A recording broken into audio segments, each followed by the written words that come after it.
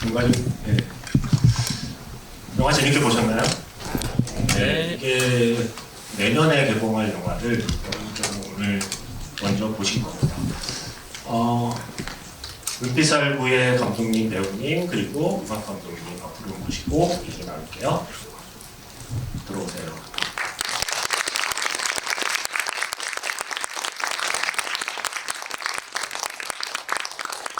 마이크가 좀 부족한 것 같은데. 네. 이거 하나로 나눠 쓰나요?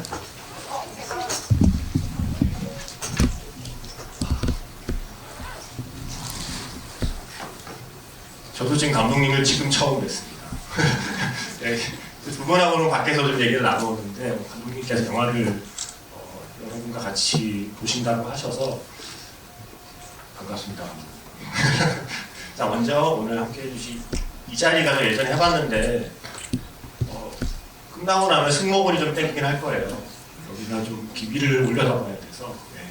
일단 오늘 와주신 관객분들께 감독님부터 한 분씩 인사를 부탁드리겠습니다.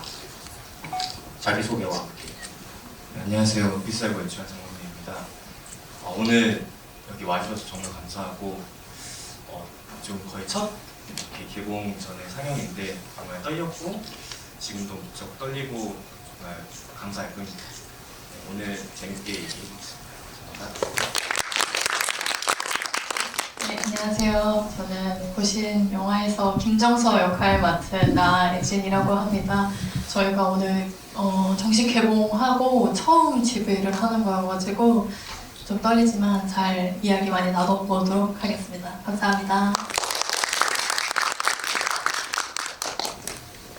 안녕하세요. 저는 은빛살구에서 음악을 맡은 김사월이라고 합니다. 반갑습니다.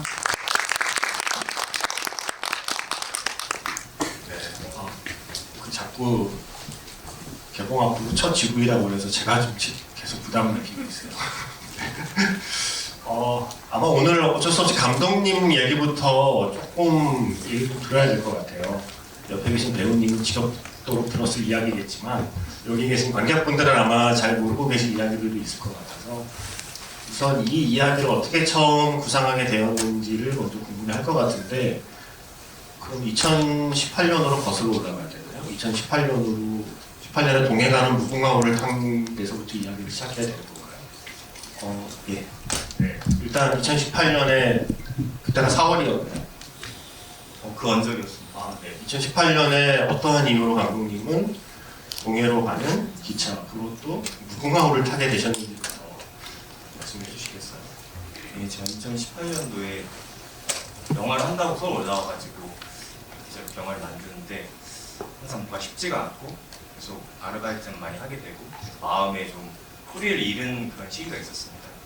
그럴 때 이제 강원도 동해시로 무궁화호를 타고 여행을 가면서 두 곳을 이렇게 색소폰 음악을 좀 산책을 했는데요.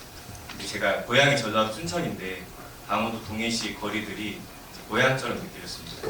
그러면서 이제 산책하면서 계절에 한 번씩 이제 오가고 떠오른 주인공을 바탕으로 이야기를 하나씩 만들어가면서 영화를 만들게 됐습니다.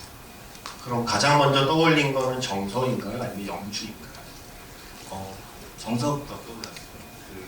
그 횟집이라는 공간에서 이제 가족들 같이 일하고 있는 정서였지만 이제 자기 그림을 그리고 예술을 바탕으로 이제 서울에서 자기 삶을 꾸리고 싶어하는 그런 생각을 그리고 나서 다른 캐릭터들을 하나하나 좀 쌓아가는 과정이 보이는 것 같거든요. 일단 어쩌면 정서라는 인물에게는 감독님 본인의 상황이나 본인의 경험들이 많이 투영되어서 정서라는 캐릭터를 구상했다면 정서에게 어떠한 가족을 만들어주고 싶었는지, 정서 주변에 어떤 인물을 좀 배치하고 싶었는지, 어떤 순서로 한 명 한 명 생각해내셨는지가 좀 궁금해졌어요. 저는 이제 이야기를 인물을 만들 때 그 공간과 그 배경에서 출발을 하는 편입니다. 가장 주된 첫 번째로 중요했던 곳이 그곳에 있는 횟집이었습니다. 제가 글을 쓰면서 아르바이트 횟집에서 이제 경기도 쪽에서 이렇게 일을 한 적이 있었는데 그러면서 만난 이런저런 분들과 마치 일을 하면서 가족이 된 것 같은 기분을 느낀 적이 있었어요. 그래서 동해시를 걷는데 이제 계속 그것들이 떠오르면서 같이 일을 하면서 가족으로서의 정도 나누고 또 노동으로서의 그런 것들을 같이 나누는 관계를 하나씩 떠올렸습니다. 그러면서 거기에 있는 이제 영주가 떠올랐고 그리고 거기서 이제 학교를 그만두고 언니처럼 이제 음악을 하고자 하는 정혜가 떠올랐고 그리고 마찬가지로 그곳을 영주와 헤어지고 서울에서 또 이제 일하며 살아가지만 횟집에서 일했던 것들을 바탕으로 또 횟집에서 일을 하면서 자기 가게를 차리려고 하는 서울의 엄마 미영이 떠오르고 이런 식으로 한 명씩 인물들을 그 횟집에서 떠오른 걸 중심으로 만들고 있습니다. 나혜진 배우님은 처음에 감독님한테 들었던 얘기가 다 비슷한 거예요? 지금 들으신 얘기 그대로 들으셨던 거예요? 아니 근데 저는 사실 이 캐릭터 구상의 순서는 처음 듣는 것 같은데요. 맞아요? 이게 그 배우님 만나서 얘기할 때 다 막 전사든 뭐든 얘기를 너무 디테일하게 하지 않아요. 그럼 배우님한테는 처음에 어떻게 감독님께서 이 영화를 설명하고 이 정서라는 캐릭터를 어떻게 설명했는지 혹시 기억하시나요? 처음에 어떻게 해서 이 작품에 이렇게 참여하게 되는지 배우님께서 대답을 해주시는지 기억을 잘 되살려서 감독님과의 첫 만남을 한번 떠올려 보시죠. 이 영화에 대한 이야기를 처음 들었던 순간. 감독님의 존재를 처음 들었던 순간은 서울 여성 독립영화제 아니고 서울 거기 어디죠?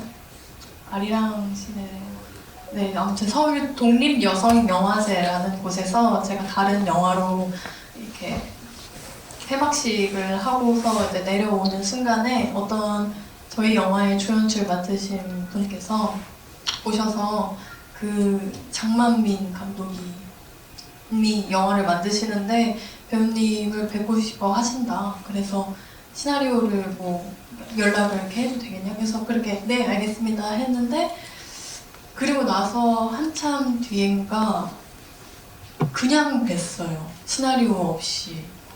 저도 근데 그런 경우는 처음이었는데 그렇게 그냥 뵈가지고 그냥 이야기를 엄청 많이 나눴어요. 마침 사는 동네도 가까워가지고 그냥 어디 카페에 만나서 이런저런 질문들을 되게 공손하지만 되게 넌지시 계속 던지시는데 그때 제가 하고 싶은 말이 많았나 봐요. 그래서 얘기를 한참 나누고 나서 그때 어렴풋이 얘기를 하셨던 것 같아요. 영화 하는 사람이고 뭐 어떤 걸 이렇게 해보려고 한다. 근데 영화에 대한 정확한 정보 없었어요. 그래서 끝나고 나서 제가 나와서 식사도 했어요. 근데 식사도 하고 이제 집에 가려고 하는데 안녕히 가세요 하고서 있는데 아무것도 얻은 게 없는 거예요. 정보가 저만 잔뜩 이렇게 정보를 내어주고 그래서 그날 자전거 따릉이를 빌리고 어디 집에 못 가겠어가지고 상암 메가박스까지 타고 가서 탑건을 멍 때리면서 봤던 기억이 있습니다. 배우님께서 탑건을 보실 때 감독님은 그럼 그로부터 얼마 뒤에 순댓국에 소주를 먹다가 그래 나혜진이다 라고 결심했다는 인터뷰를 보았어요. 예, 순댓국에 소주를 먹다가 그래 정서는 나혜진이다 라는 결심을 하기까지의 설명을 제대로 안 해주시면 많은 관객분들이 오해하실 것 같아요. 순댓국의 소주와 나혜진 배우의 어떤 관련성은 뭔가요? 이게 이렇게 하면 이제 오해를 할 수도 있어서 근데 제가 고기를 좀 먹어야 되는 사람입니다. 힘이 없을 때 그래서 이제 트리트먼트에서 초보를 넘어갈 때 힘을 좀 얻자고 이렇게 순댓국에 오랜만에 소주를 마시는데 그때 이제 그거는 이제 뱀파이어가 그때 딱 떠올라가지고 메모장에 옮겨 시작했다 뭐 이런 것들에서 이야기를 했던 것 같아요. 근데 이제 애진 씨를 만나고 그 이후에 너무 맞는 것 같고 너무 괜찮은데 이게 저 첫 장편이고 뭔가 선택하는데 조금 망설임 같은 것도 있었어요. 내가 이분하고 잘 이렇게 할 수 있을까? 그러니까 애진 씨에 대한 그런 것보다는 제가 저 자신에 대한 어떤 무심이었던 것 같아요. 근데 이제 모기가 그때 집에 많았는데 새벽에 이제 깨어나가지고 모기에 깨워서 이렇게 깨면 한 새벽 3, 4시에 깨워서 항상 영화 생각하고 그런 라디오였거든요. 근데 그때 이제 애진 씨가 혼자서 이렇게 저랑 얘기하면서 되게 환하게 즐겁게 웃으시는 그런 모습들이 뱀파이어 정서가 확 이렇게 환하게 웃는 그가 딱 겹쳐서 보이는 게 정확하게 정서다. 그러니까 그냥 이렇게 현실 속의 정서도 저한테 중요했지만 여기서 나오는 꿈, 웹툰으로 나오는 그런 뱀파이어 정서가 이렇게 겹쳐지는 게 저한테 이 영화에서 되게 중요했거든요. 그래서 이제 이분의 단평과 용기에 대한 거는 좀 확신이 있었고 김정선가 아닌가 여기에 대해서 고민할 때 그때 경험이 이제 확실하게 이분이랑 적하고 싶다. 수대국가 소주보다는 모기가 큰 역할을 한 것 같네요. 모기한테 피를 빨리면서 뱀파이어를 생각하다가 나이즈 배우님 미소와 뱀파이어의 표정이 좀 어울린다라는 생각을 하셨다는 거고 김사월 감독님 오래 기다리셨습니다. 네. 그 장편 영화로는 그 단편 영화 작업은 훨씬 많이 하셨지만 한재희 감독님 작품 외에는 다른 감독님과는 처음 작품을 하신 게 맞나요? 네. 그래서 어떻게 처음 이 영화의 의뢰를 받으셨고 이 영화에 어떤 식의 음악이 좀 들어갔으면 좋겠다는 얘기를 좀 나누게 되셨는지 궁금해요. 음악 컨셉을 처음에 감독님이 뭐라고 말씀하셨는지 나혜진 배우님처럼 감독님은 별 정보를 주지 않고 김사월 음악 감독님의 얘기만 듣다 가시는 건지 그것도 좀 궁금한데요. 저 같은 경우는 사실 나이진 배우님하고는 약간 그냥 친분이 있어서 같이 뭐 놀기도 하고 이런 사이거든요. 그래서 이 친구가 이제 전편에 들어간다고 하기에 어떤 내용이냐 하면서 그냥 그런 얘기를 나누고 그런 친구였는데 그 시나리오가 저에게 온 것이죠. 그래서 그거를 모르고 연락을 주셨다고 하더라고요. 저희가 친구인지 모르고. 일단 그래서 그냥 다른 시나리오가 온 것보다는 훨씬 조금은 약간은 신경을 써서 보게 된 건 맞고요. 근데 이제 보면서 저는 이제 엄청 뱀파이어 이야기구나 뭐 이렇게 읽으면서 일단은 시나리오를 잘 읽었습니다.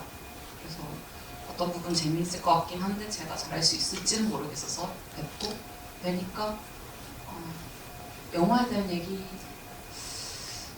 그런 얘기들 좀 나눴던 것 같고요. 그리고 저는 제가 그냥 궁금해서 왜 저한테 연락을 주셨죠? 저는 뭐 영화 뭐 엄청 하는 사람은 아닌데요 하니까 제 앨범 중에서 3집을 좋아한다고 하시는 거예요. 근데 그게 흔한 일은 아니거든요. 3집이 되게 시니컬하고 좀 냉소적인 앨범이어서. 근데 저도 그 얘기를 들었을 때 이 시나리오상 3집 같은 정서가 어울린다라는 게 납득이 돼서 그냥 뭐 김서월 뭐 뭔가 음악 시키면 어떨까 이런 것이 아니셨던 것 같아서 저도 조금 더 진지하게 봤던 것 같고 그때까지는 저 이제 이게 뱀파이어 영화인 줄 알고 클래식 기타 이렇게 많이 쓰고 좀 무드 깔고 이러면 되겠다 하면서 처음에 그렇게 시작을 했었던 것 같죠. 제가 봤을 때 감독님이 약간의 구현이 필요할 것 같아요. 왜 3집이었습니까? 일단은 저는 팬으로서 김사월 김혜원 앨범부터 쭉 이렇게 사원님 공간에 들었었습니다. 이제 그 이전 음반에서 제가 이제 느꼈을 때는 그런 근원적인 어떤 사랑에 대한 그림, 그런 정서가 이렇게 가족 사진에 찍은 먼지를 찍어보는 그런 마음, 그런 저한테 가장 중요한 그런 감정이었거든요. 그런 감정들과 크게는 결이 맞다고 생각했었어요. 3집 헤븐에서는 정서가 서울에서 살아갔을 때 느꼈었던 그런 좀 남루하고 스스로 좀 무가치하다고도 느껴지고 그런 결핍된 감정들 그런 것들을 헤븐에서는 유형품이나 스테이지나 좀 이야기는 다르지만 여러 결로서 잘 드러나고 있다고 생각했어요. 그 방식이 하나의 악기가 아니라 좀 다채로운 악기인 것도 좋았고 그리고 그게 그냥 기관으로 가라는 게 아니고 가서 좀 이렇게 낙관을 하면서도 그거를 좀 나름 마주하고 앞으로 나아가는 그런 결기 이런 것들도 정서가 좀 이 여정에서 갖길 바라는 마음이기도 해서 사회님이 해주시면은 정말 정서에게 들어가서 잘 해주실 것 같습니다. 저도 그 대화가 떠오르는 게 정서에 정서만 잘 따라가 주시면 된다라는 말을 믿고 했던 것 같아요. 정서에 정서를 따라가면 된다. 네. 이게 약간 드립과 아재개 그 사이에 살짝 있는 말이긴 한데, 그래서 어쨌든 정서의 정서를 따라가야 된다. 아까 말씀하신 것처럼 처음에는 뱀파이어 영화라고 생각하셨다고 했어요. 그리고 우리가 처음에 오프닝에 듣게 되는 음악의 톤이 처음에 뱀파이어 영화라고 생각하셔서 이제 만드신 음악인 거죠. 그런데 시나리오를 보고 영화를 만들다 보니 뱀파이어 잠깐인데? 라는 걸 간파하셨을 거잖아요. 그 다음부터의 음악 작업은 어떻게 되신 거예요, 그러면? 이제 편집본을 받고 톤을 알게 됐죠. 그래서 생각보다 이거 가족 영화네. 그리고 이게 뱀파이어가 나오는 게 주가 아니고 네, 어쨌건 저는 처음 편집본 받았을 때 이 뱀파이어 씬들과 김영주의 색소폰 씬을 제가 어떻게 받아들여야 될지 정말 모르겠는 거예요. 그리고 조금 좀 보편적인 이야기가 흐르는 느낌이 아니고 중간중간에 다른 씬이 막 들어가 있는 형태잖아요.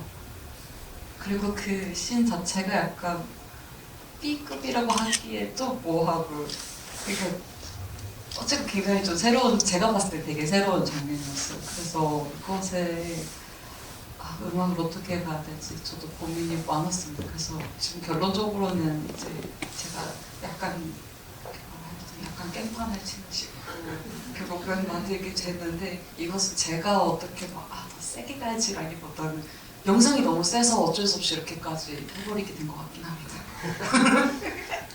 근데 사실 아마 첫 장면부터 오프닝부터 이 영화 좀 특이하게 시작한다라는 감정을 좀 잡으셨을 거예요. 근데 그건 저는 아마 촬영하는 배우님께도 재밌는 경험이었을 것 같고 유모차에 앉아서 분유를 먹은 게 얼마 만인가요? 네, 배우님. 네, 뱀파이어 시퀀스 촬영할 때가 어떠셨는지 좀 궁금했어요. 약간 현장에서 좀 재밌었을 것 같다는 상상을 저는 하면서 봤거든요. 특히 좀 유모차 씬을 보면서 네. 처음에 시나리오 상의 그 시퀀스를 보거나 감독님의 이야기를 듣고 지금 내가 유모차에 누워서 분유를 먹어야 된다고 라고 하는 현타가 오지 않았을까라는 생각도 들면서 전체적으로 영화 속에 들어가 있는 뱀파이어 시퀀스들의 촬영에 대한 기억들이 좀 어떠신지가 저는 사실 시나리오를 읽었을 때 그 지금 현재 어떤 영화에 나와 있는 톤보다 훨씬 더 좀 더 환상적인 것으로 제가 자꾸 상상을 하는 거죠. 좀 더 상업 영화에서 나올 수 있을 만한 스케일의 준비와 이제 그런 것들을 했는데 이제 차차 의상을 입어보고 이빨을 하나 껴보고 하면서 이거 이런 거구나 하면서 사실 좀 찾아나간 지점들이 있었고 그리고 그 저희가 마지막으로 고른 이 후드 같은 옷이 입기 전까지는 좀 더 이게 완전히 이마벨크처럼 쫙 감아붙으면 안 될 텐데 뭐 이런 걱정도 하다가 아무튼 그렇게 잡게 됐는데 자전거 초반 오프씬 이런 거는 뭐 이런 건가 보다. 제가 스스로 진짜 뭔가 뱀파이어가 된 것처럼 이렇게 박쥐의 누군가처럼 이렇게 해봐야겠다 뭐 이런 생각도 했었던 것 같은데 그 대망의 유모차 씬은 사실 좀 더 그 특수효과 팀도 있고 이래서 막 무언가가 좀 더 막 이렇게 정서의 정서처럼 뭔가 좀 더 이렇게 막 팍팍팍팍 터질 줄 알았는데 저희에게는 시간과 그 어떤 특효의 시간이 맞물려서 모든 게 팍 맞춰지지 않더라고요.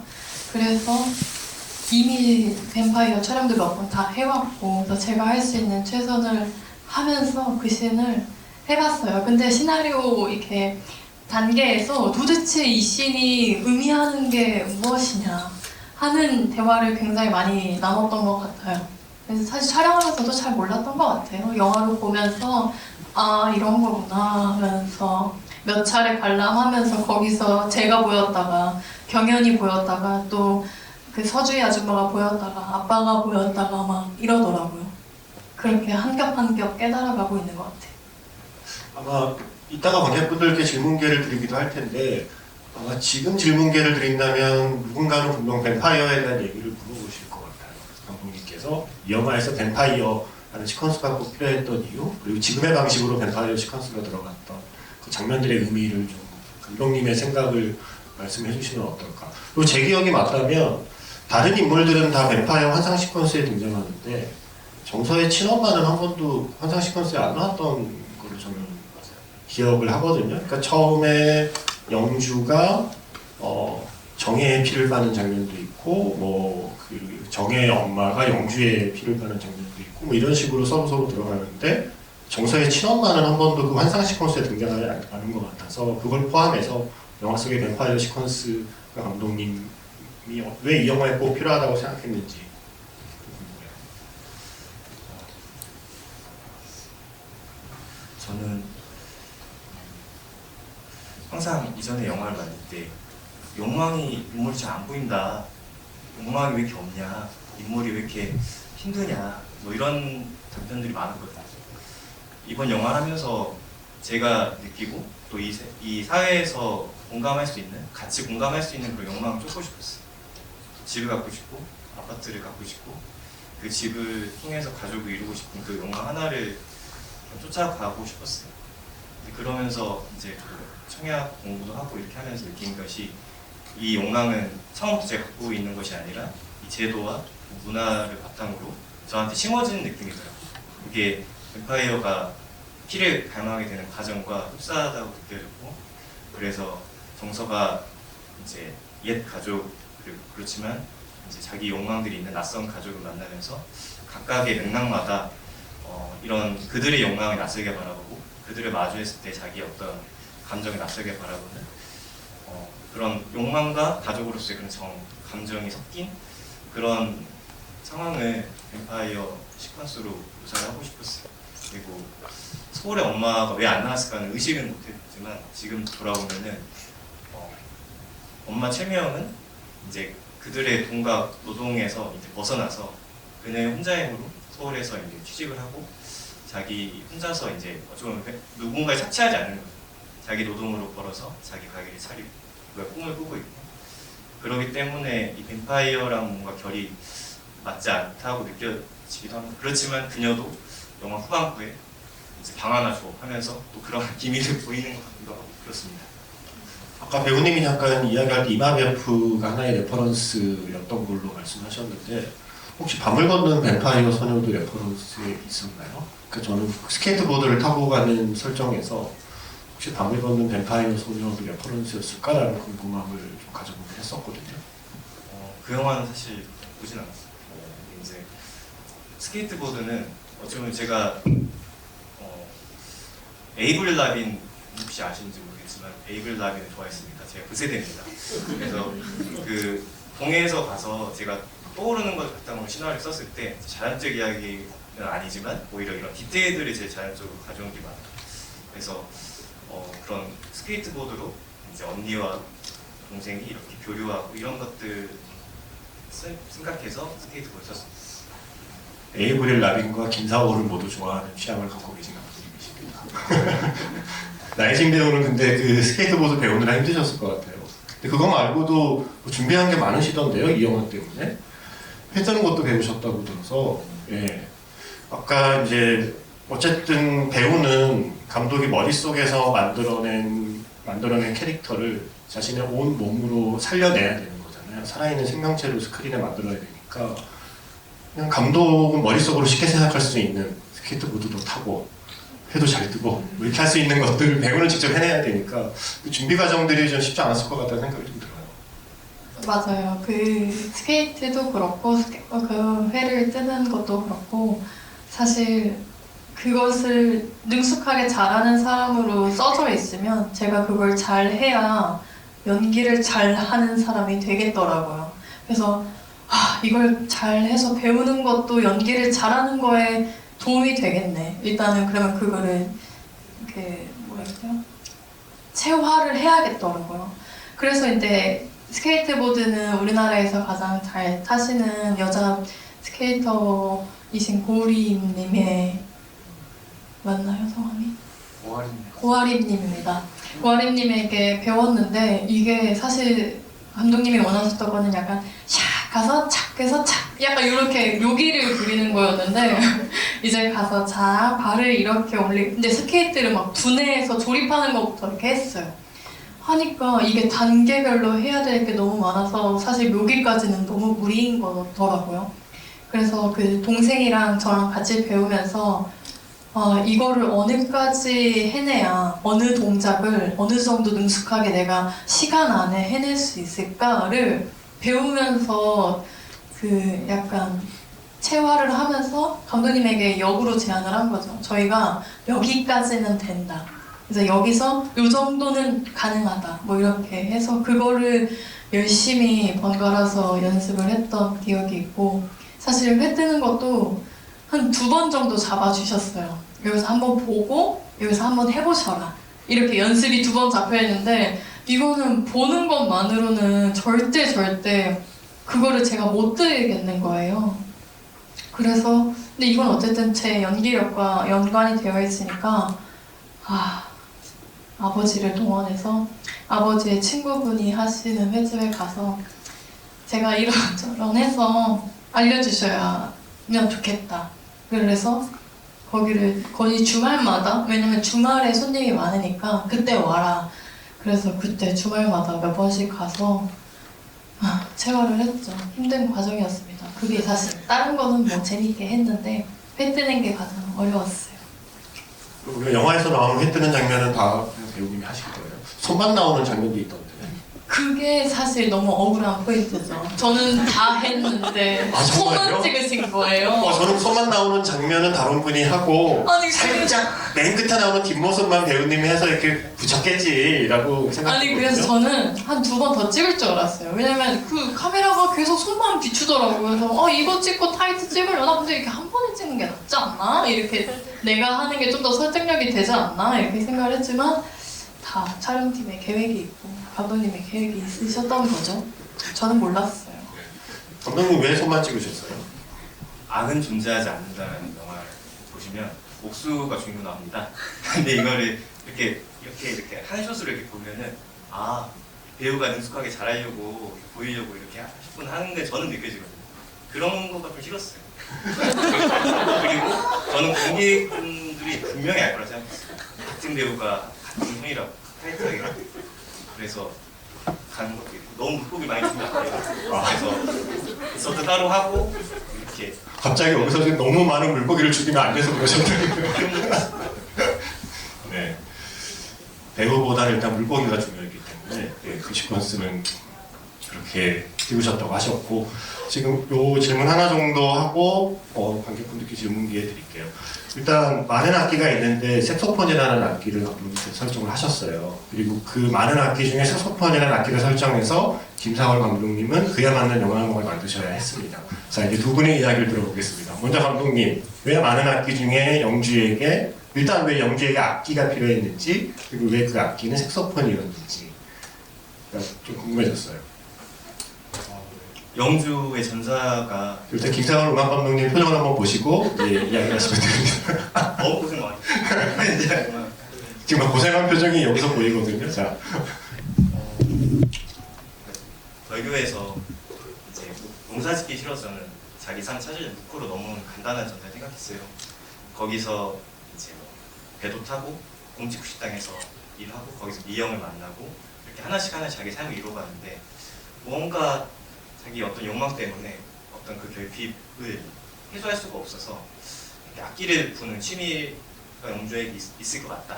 이런 것들을 이제 망상 해변이나 그곳의 어떤 풍경 이런 걸 보면서 느꼈습니다. 또 약간 과시하는 것 같거든요. 그 해변에서 색소폰을 치고에 다 들리거든요.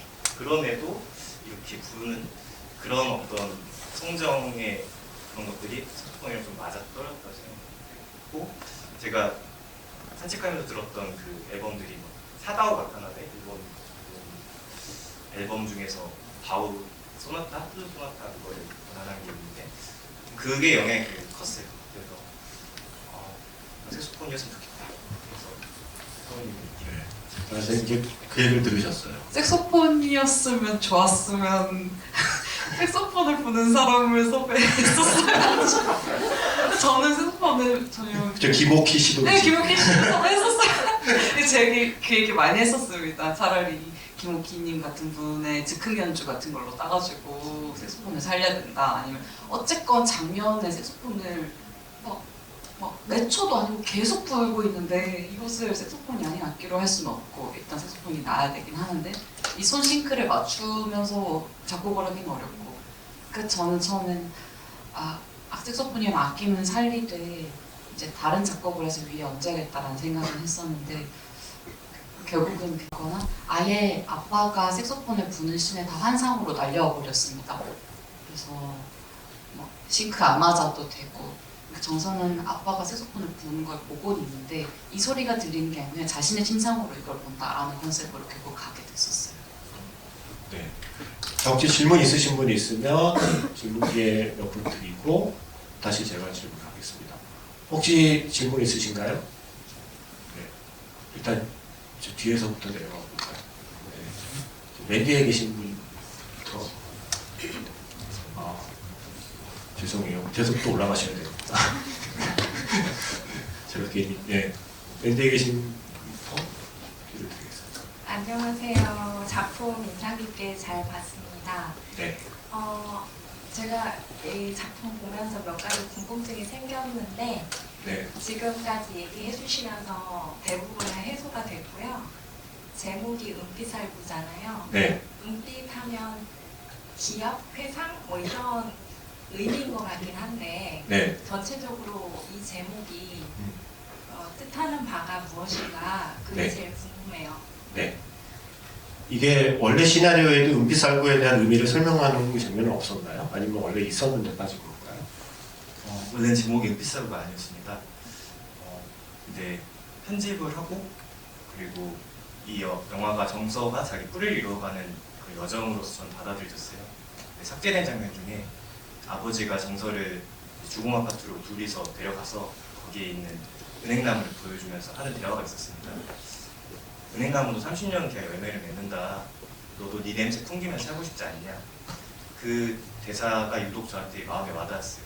그 은빛살구가 이제 그 은행나무 열매를 뜻하는 말이거든요. 살구인데 이렇게 가운데가 은빛이 돼가지고 그래서 정서의 여정이 그런 자기 냄새를 피우는 과정, 자기 뿌리를 이루어가는 과정이기를 바라고 그걸 기원하는 마음에서 이 어감도 좋고 이 영화의 결이랑도 맞아 떨어진 것 같아서 은빛살구로 제목을 바꿨습니다. 그게 은행이라는 한자를 한글로 풀어 쓴 거죠. 네. 은행나무의 은행의 한자를 한글로 풀어 쓰면 은빛살구가 되고 약간 중의적인 표현이기도 한 거죠. 은행나무의 은행이면서 결국엔 돈을 우리가 주고받는 은행과는 한글로도 발음이 비슷하니까 약간 좀 중의적인 의미도 있는 제목이라서 은빛살구가 되었답니다. 자, 또 질문 있으신 분 손 들어주세요. 그 앞에 계신 가운데.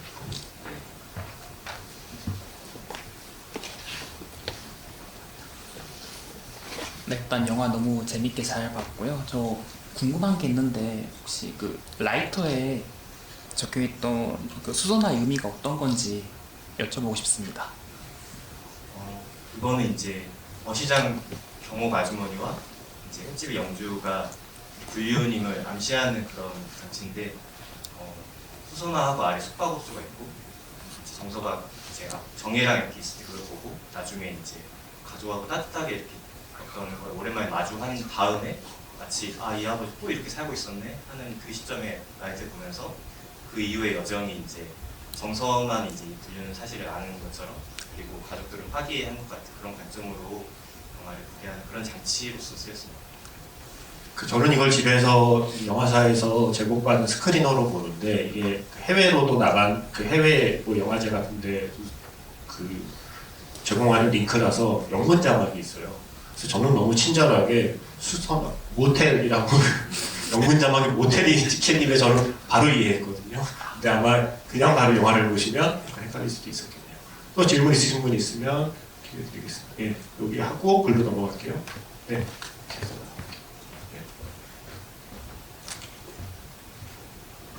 예, 안녕하세요. 영화 잘 봤습니다. 영화에서 보면은 그 정서가 그 어머니한테 그 그림을 채무자라고 썼는데 그 다음 장면에서는 그게 엎어지잖아요. 그 아무래도 그 그림 돈에 돌렸을 텐데 그 그림을 어떻게 하셨는지 감독님이 생각해 주신 건 있으셨는지 궁금합니다. 일단 정서의 그림을 촬영증으로 사용한다는 설정을 어떻게 하셨는지를 말씀해 주시면 될 것 같고, 그리고 배우님은 그 장면 찍을 때 일단 정서의 어떤 마음으로 그 장면을 연기하셨는지 좀 저는 궁금해요.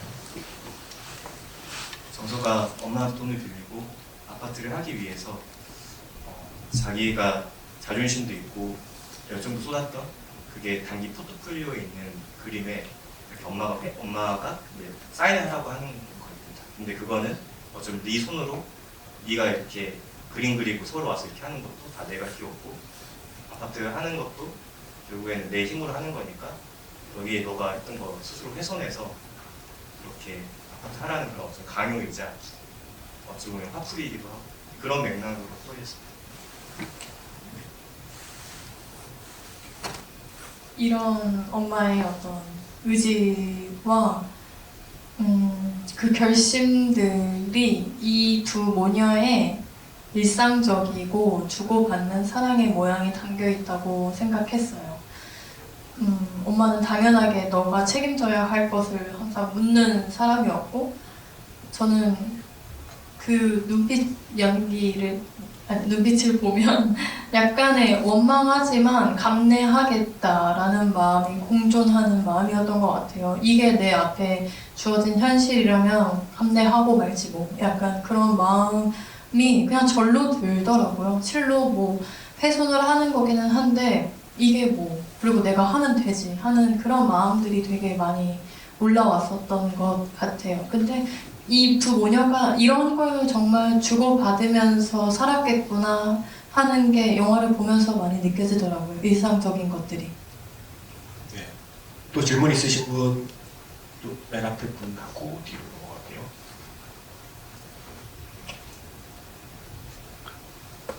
저는 그 캐스팅에 대해서 좀 질문을 드리고 싶은데, 그 영화에서 강미소 배우님이 홍상수 감독님 영화에 출연하셨는데 어떻게 캐스팅을 하게 되셨는지, 이게 나이대가 나이진 배우님과 비슷한 나이대인지 잘 모르겠는데 그를 감안하셔서 캐스팅 그런 대안이 같은 게 있으신지랑 김사월 감독님은 저번에 한번 뵀었는데 음악 감독하는 게 되게 힘들어가지고 다시 안 하고 싶다고 이렇게 얘기하셨는데, 이 영화를 하시면서 가장 힘든 부분이 어떤 부분이 가장 힘드셨는지.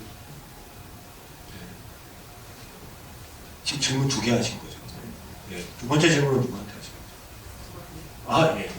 그 첫 번째 질문은 일단 캐스팅에 대한 이야기를 일단 다른 캐릭터의 다른 배우들 일단 캐스팅을 먼저 얘기해 주시면 될 것 같고요. 네. 그리고 김성훈 잠깐 하시면 될 것 같습니다.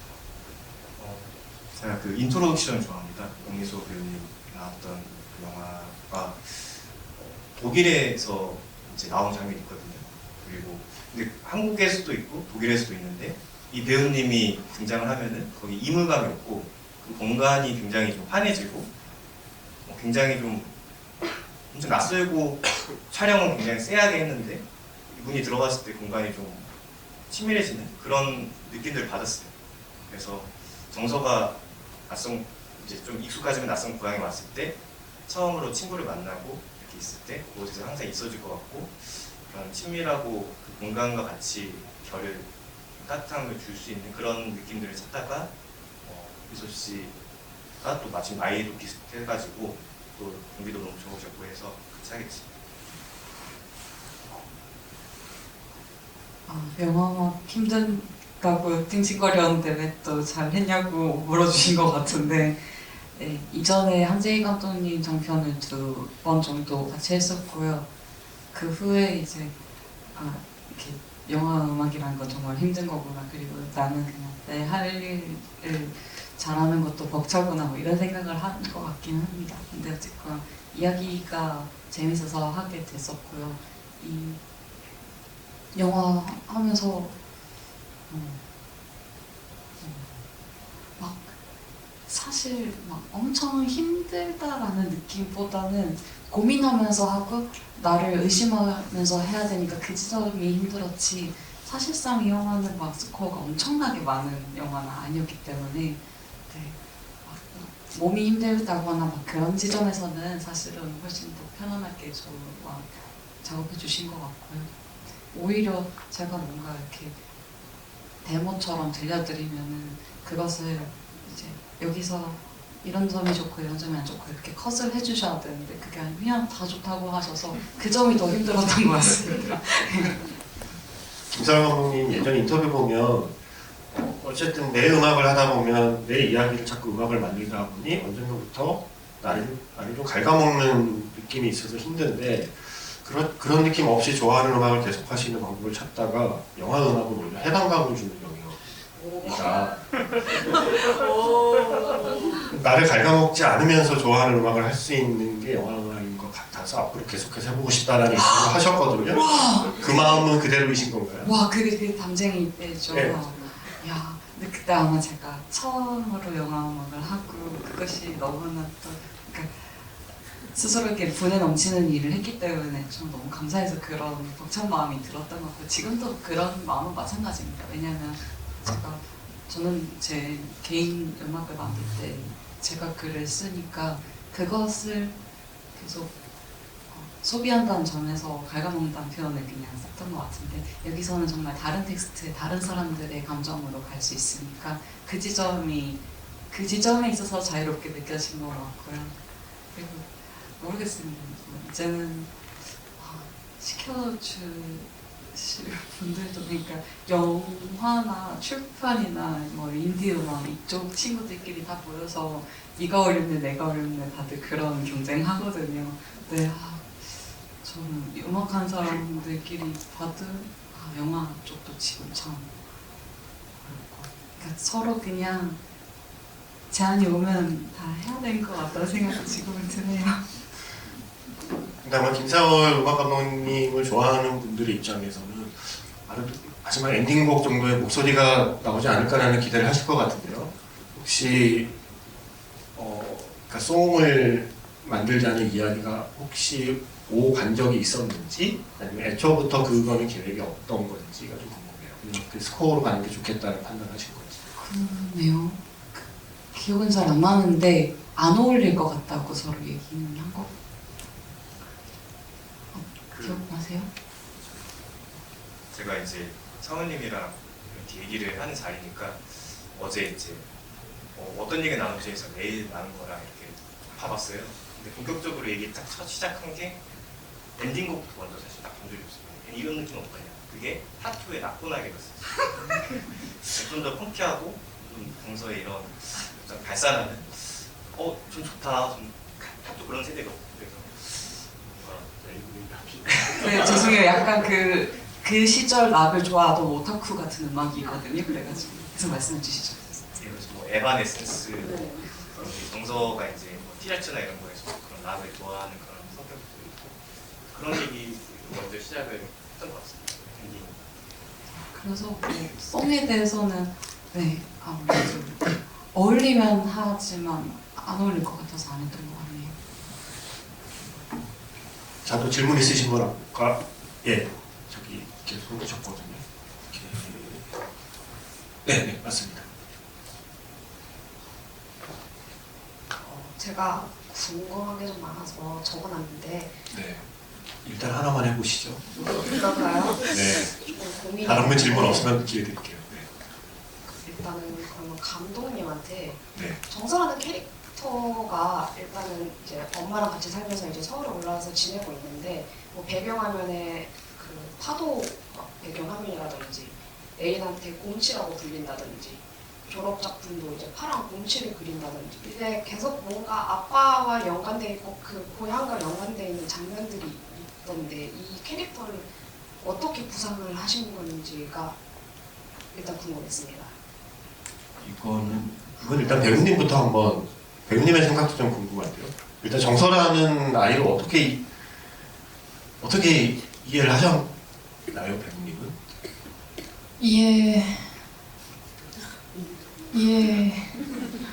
시나리오를 처음 딱 읽고 덮었을 때는 이해 안 됐어요.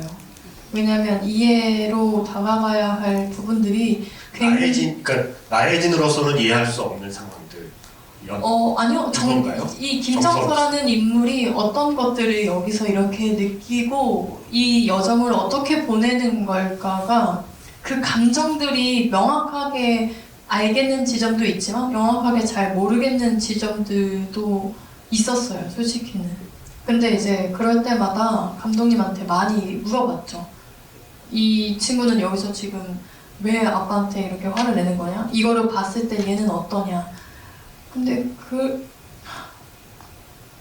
어려워요. 지금도 많이 그때 당시엔 정말 많이 어려웠는데 영화를 보면서 많이 이해해 나가는 부분들이 많은 것 같아요. 근데 말씀해주신 파도 화면은 사실 전 뭐 있으셨겠지만 저는 잘 막상 인지는 안 했어요. 그게 약간 그냥 기본 배경 화면으로 설정하는 사람이라고 생각을 하면서 큰 의미를 두진 않았었고, 근데 공치는 이게 저도 결국에 제가 갖고 있는 결핍들이나 갖고 있는 어떤 정서적으로 안 풀리는 부분들은 다 그 유학이나 청소년기에 이렇게 많이 묻어 있는 것 같더라고요. 그래서 결국 예술을 하는 사람들을, 그리고 20대 초, 중반, 요때는 자기를 많이 이렇게 들어가서 헤집어 보지 않았을까 하는 그런 과정에서 곰치에 자기를 많이 비유하지 않았을까 싶은 생각을 갖고 있습니다. 감독님. 일단 한자가 고요한 정에 홈이 서 이렇게 이름이 시작했습니다. 그래서 새벽에 시골 보면은 이렇게 밭 가는 할머니들 있잖아요. 되게 자박자박 이렇게 잘 살아가는 이제 그런 느낌들, 그런 어떤 진짜 희미한 인상에 시작을 해서 아파트를 원하는 그런 32의 비정규직의 어떤 좀 보편적인 어떤 초상 이런 느낌이 되게 원했어요. 그래서 너무 독특하고 너무 사실 우리 주변의 친구들을 봐도 저는 한 명 한 명이 다 개개인 다르지만 비슷비슷한 면이 충분히 많다고 생각하거든요. 그래서 그 결 안에서 정서의 이런저런 전사들을 하나씩 덧입히면서 정서의 색깔을 만들어가는 식으로 했어요. 예를 들면 곰치 같은 경우도 정서가 작업을 하는 방식은 어렸을 때의 경험, 자기가 겪었던 것들을 바탕으로 이제 그거를 뒤로 올려가지고 자기 나의 방식으로 이제 그림을 그리는 사람이라고 생각을 했어요. 그래서 곰치나 혹은 다른 어떤 바다 풍경이나 가족 이런 것들이 정말 중요했기 때문에 그런 그림들을 그렸다고 생각을 했어요. 그리고 미대에서의 어떤 경영과의 어떤 사귈 때 어땠을지, 어떻게 배달 분류자 회사에 들어갔을지, 그때 나눴던 대화들에서 뭐 아기 곰치 이런 별명 같은 거 어릴 때 얘기하면서 그런 식으로 전사들을 이렇게 차곡차곡 쌓아가고 시나리오에 조금씩 드러나게 하면서 정서 색깔을 만들어갔던 것 같습니다. 네. 또 시간 관계상 마지막 질문 정도 하나 더 받을 수 있을 것 같아요. 네.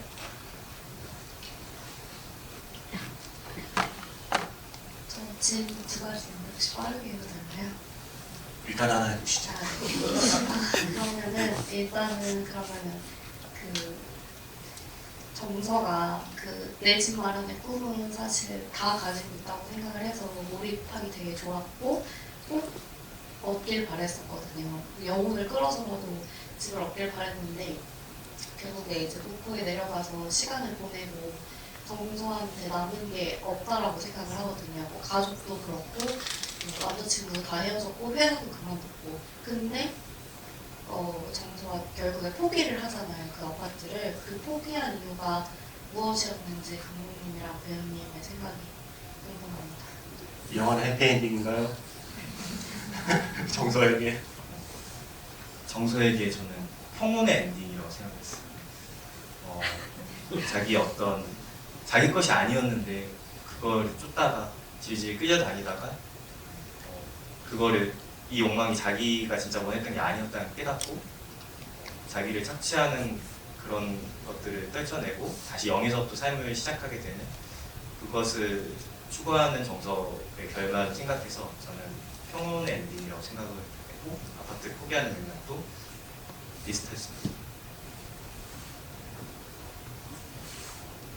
말의 결론은 맞닿아 있는데 과정이 좀 다른 것 같아요, 감독님이랑. 저는 사실 평온은 아니고 결론만 보자면 자기를 찾은 것, 자기를 선택한 거가 저한테는 더 와닿았어요. 어쨌든 제가 어떤 연극을 다 해서 모든 걸 참고 막 이렇게 해서 감당하기에는 사실 되게 부담스러운 지점들이 되게 많은 거죠. 이걸 내가 진짜 원했는지도 모르겠고, 그리고 만약에 얻었다고 해도 그 후에 경연이랑 또 무언가가 계속 이어질 거고, 그래서 욕심이라고 생각을 했어요. 황새가 뱁새 따라 가듯이 그냥 내가 진짜로 원했는지에 대한 질문을 나한테 또 해보고 한 게 아니라 평범한 사람들이 누구나 갖고 싶어 하는 거니까, 결혼도 집도 직장도 그냥 그렇게 해야 할 것 같아서 해왔던 것들을 다시 재조립하려고 무너뜨린 거라고 생각을 했어요. 그래서 모든 게 뭐 포기해서 없는 거라고 하지만 사실 되게 중요한 기반을 다시 닦은 거라고 생각을 했고요. 여기서부터 이제 시작을 하면은 적어도 자기가 불만족 혹은 실망하지 않을 선택들을 해나갈 수 있을 거라고 생각을 해서 어떤 좀 공허한 마음은 있겠지만, 허무함도 좀 있을 수는 있겠지만, 그래도 어차피 내가 엄마랑 같이 살던 공간, 내가 계속 했던 거고, 거기서 이제 다른 선택들을 해나갈 거라고 생각을 해서 저는 해피엔딩이라고 생각을 했습니다. 네. 저는 현실적으로 그 아파트는 포기하는 게 맞아요. 그 중도금 어떻게 될 거예요? 여러분은 지금 이 영화는 좀 계약금 마련하는 데서 이야기가 끝났지만 지금 이제 정서는 회사도 안 다닌단 말이에요. 그 중도금 어떻게 해요?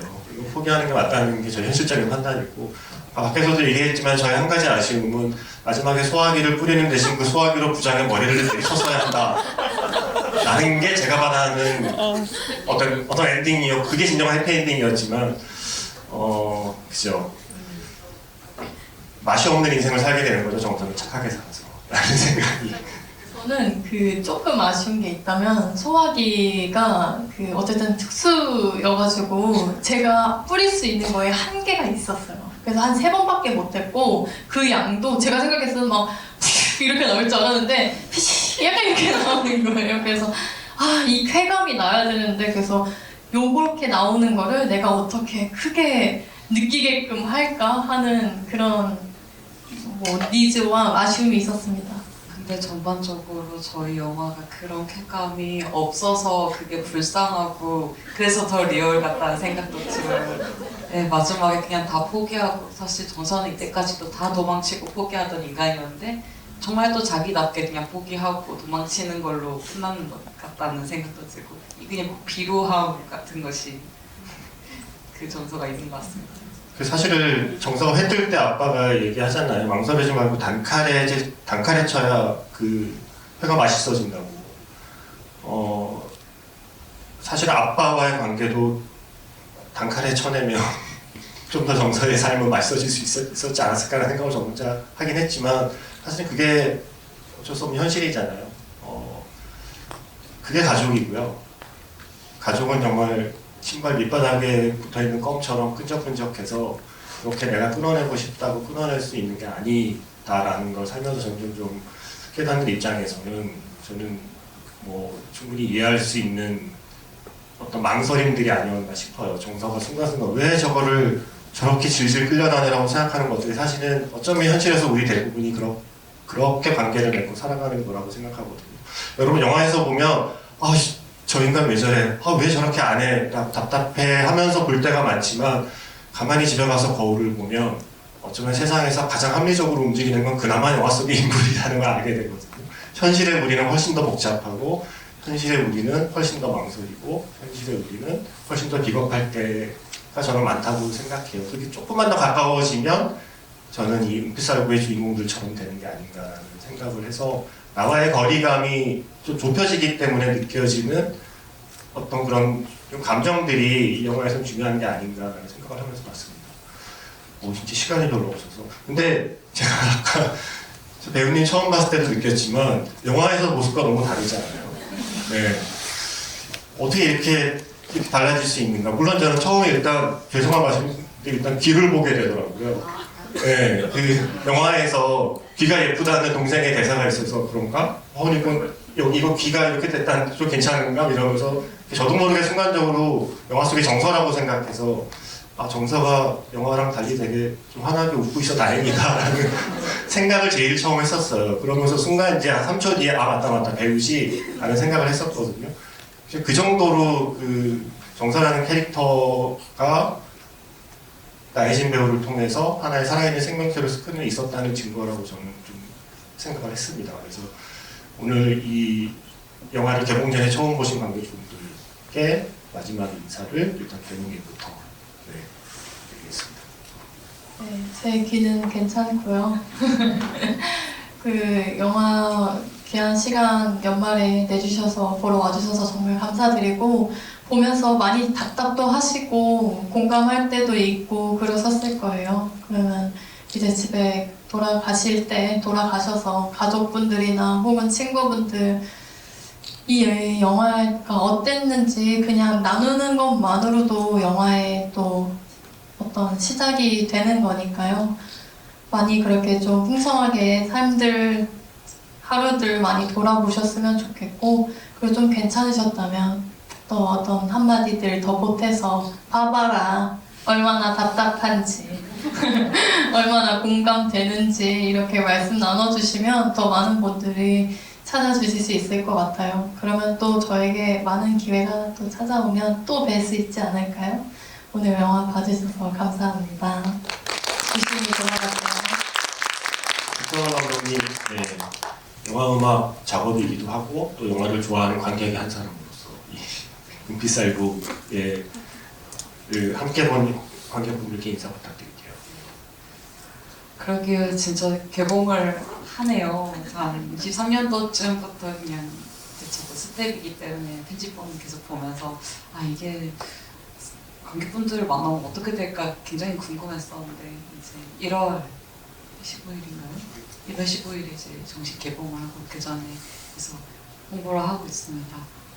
저는 근데 은빛살구 볼 때마다 배우들끼리 이 그 리듬이 너무 재밌거든요. 그러니까 뭐 고구마일 수도 있고요, 전개가. 그리고 막 참 답답하기도 하고 이렇게 볼 수도 있는데 이 안에서의 대사를 살리는 그 배우들의 스킬들이 너무 재밌어요. 보면 볼수록. 그래서 나와준 배우들 너무 잘해주셨고 그냥 그 배우들 보는 재미로 그리고 세상에 뭐가 유명한지 뭐 이런 거 잘 모르겠지만 그런 것들하고 상관없는, 그러니까 뭐라고 해야 되나? 그냥 내가 좋아하는 배우를 또 발견하는 그런 재미가 있는 영화일 것 같아요. 그래서 재밌게 봐주시고 많이 사랑해주세요.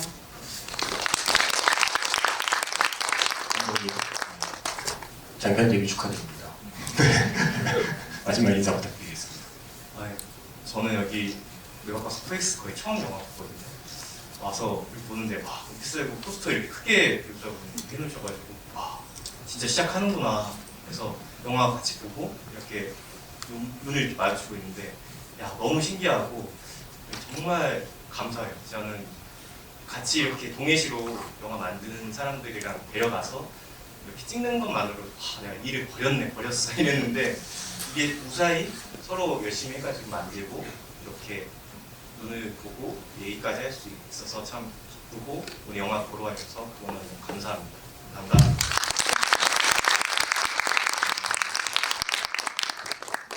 저는 영화에 나오는 아버지 정도는 아니지만 아버지가 그런 아버지는 아니었습니다. 여기서 미리 말씀드리지만 하지만 저 역시 아버지와의 관계가 그렇게 순탄치 않은 성장 과정을 겪었던 사람으로서 그 제가 학창 시절이나 성장 과정에서 느꼈던 그 어떤 마음들이 그 정서의 행동이 아니라 정서의 그 어떤 삶에서 좀 느껴졌어요. 마치 내가 할 수만 있다면 좀 멀어지고 싶고 할 수만 있다면 좀 끊어내고 싶은 어떤 관계라는 것, 내가 절대 풀 수 없는 모래주머니 하나 차고 평생을 살아가는 것과 비슷하다는 그 느낌을 영화 속의 정서를 보면서 사실은 아주 공감하면서 영화를 봤어요. 저게 가족이었지라는 생각을 하면서 봤고 아마 여러분이 이 영화가 볼만하다면 여러분이 나이 먹었다는 거 생각을 합니다. 이 영화에 담겨있는 대사로 드러나지 않는 혹은 어떤 시퀀스로 드러나지 않는 영화에 어떤 전반적으로 깔려있는 그 정서를 둘러싼 어떤 공기와 기운을 느낄 수 있는 분이라면 이 영화의 정서와 정에 혹은 심지어 영주에게조차도 어쩔 수 없는 애정의 시선을 보여줄 수밖에 없지 않나라는 생각하면서 봤어요. 저는. 그리고 말씀하신 것처럼 2025년에 어쩌면 처음으로 여러분을 만나게 될